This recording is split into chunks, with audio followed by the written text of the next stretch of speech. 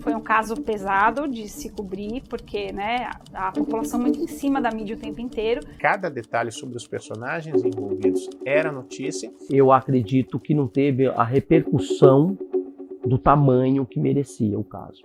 Mas o péssimo jornalismo policial, policialesco, tem o costume de tratar essas histórias como estatística, de objetificar essas vítimas.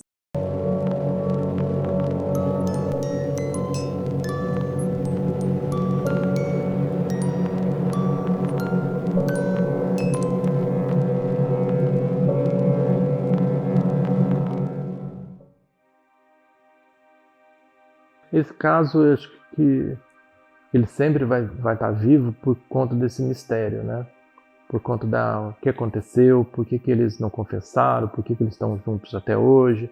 Isso gera uma série de teorias. E essas teorias da conspiração não têm o menor sentido, não é assim que as coisas funcionam.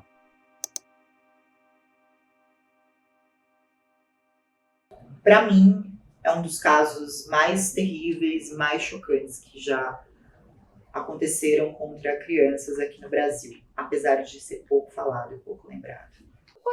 Foi um caso como se fosse comum. O Folha levou com muito detalhes o caso, né? Com muitas fotos, muitos vídeos, muitos depoimentos, muitas imagens. Isso marcou demais a cidade, né? Porque eram, enfim, 2 crianças. E aí, por dias e dias, toda a mídia do mundo, praticamente, aqui, cobrindo isso. É um caso de muita repercussão aqui. Então, até hoje, é uma ferida que ainda está aberta em Ribeirão Pires, com certeza. Até hoje se cita o caso Isabela Nardoni como o grande caso da crônica policial no Brasil, aquele que mais chamou a atenção.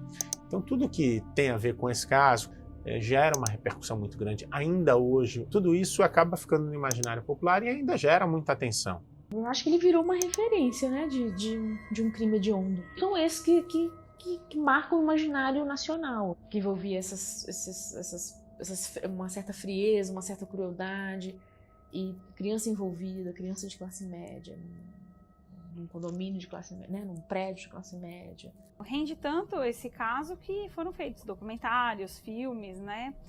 O caso Nardoni é um desses casos que as pessoas ficaram vivamente buscando informações para tentar montar o quebra-cabeça, né? Esclarecer o que aconteceu. O lamentável é que nem a polícia, nem o Ministério Público foram 100% sinceros, né? Eu acho que esse caso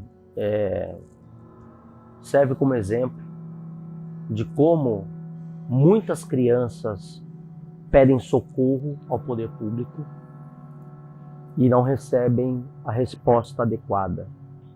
O que você tem de João Vitor e Igor por aí com as pessoas olhando, continua sendo exatamente igual você teve em 2008. Acho que mudou pouquíssimo. E olha, eu sou otimista. Eu sou uma pessoa otimista, embora não pareça depois dessa minha frase. Agora,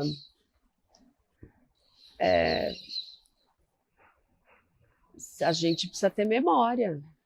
O Brasil, ele não tem memória. Ele não vê o passado. Ele não lembra do que aconteceu há 10 anos. Isso já é um fato. Então, eu acho que a grande lição que a gente, como sociedade, deveria ter aprendido, e infelizmente não aprendemos, é que a gente precisa ouvir as nossas crianças. Salvar crianças de hoje. Salvar crianças de hoje. De se repensar o papel do Conselho Tutelar. Porque os indícios são muitos. Muitos. Só que o processo é extremamente lento. E acontece o que aconteceu, não só com esses meninos, como outros casos envolvendo crianças que vieram depois. O caso Isabela é um exemplo de exagero na cobertura, não resta a menor dúvida. Eu acho que se a polícia fizesse uma reflexão verdadeira, ela deveria aprender com o caso Nardoni. Um principal aprendizado, tentar se afastar demais dos holofotes. O jornalismo tem que ser imparcial, mas ele não pode ser incoerente. Num caso desse, né, hediondo como foi, você tem que dar a importância real que ele tem para a sociedade, porque aquele caso, você tem que acompanhá-lo e fazer com que ele sirva de exemplo. Você tem uma ideia, esse caso foi tão emblemático que o Conselho Tutelar de todos os municípios do ABC, eles investiram forte na formação dos conselheiros depois desse ocorrido. E isso graças à imprensa, né? Porque se fosse fechado a Ribeirão Pires, ao Folha, ou os outros jornais que aqui cobriam, ia ser um caso local, ia ter repercussão aqui dentro. Agora, como tomou uma proporção nacional, então eu acho que a imprensa fez seu papel.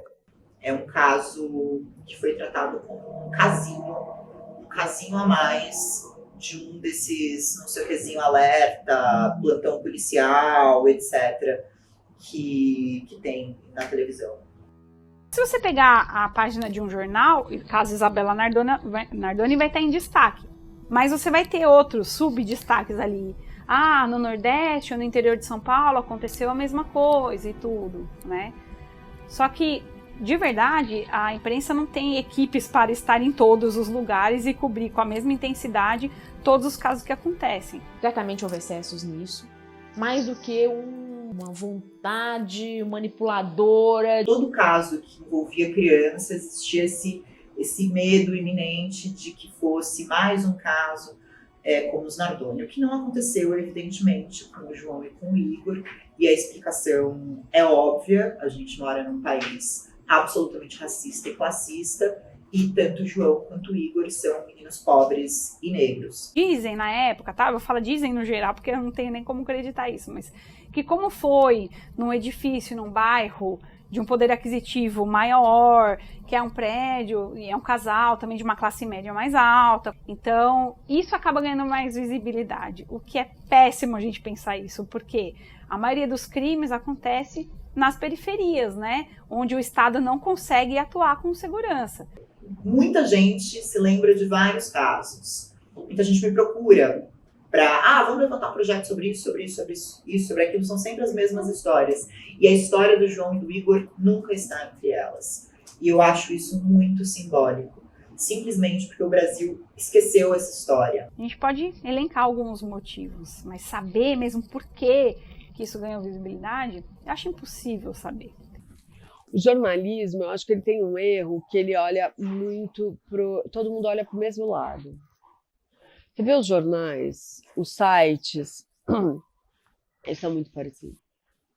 É angustiante, eu acho, a semelhança. Parece que você está lendo a mesma coisa em todos os lugares. As redações não decidem o que vai para o ar.